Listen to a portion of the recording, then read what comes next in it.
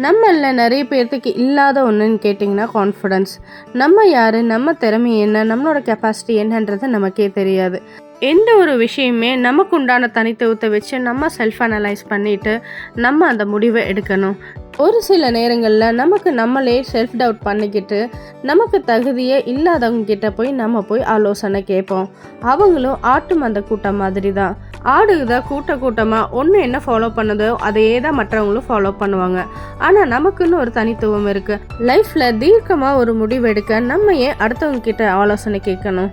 நம்மளோட திறமை என்னன்னு நமக்கு தெரியும், நம்ம கேப்பபிலிட்டி என்னன்னு நமக்கு தெரியும். வெற்றியோ தோல்வியோ இது நம்மளோட வாழ்க்கை, நம்ம தான் முடிவு பண்ணணும்.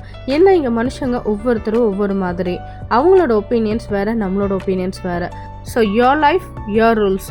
எந்த ஒரு முடிவாக இருந்தாலும் சரி கான்ஃபிடண்ட்டாக முடிவெடுத்து தைரியமாக இறங்குங்க. கண்டிப்பாக இந்த பிரபஞ்சம் உங்களுக்கே துணை நிற்கும்.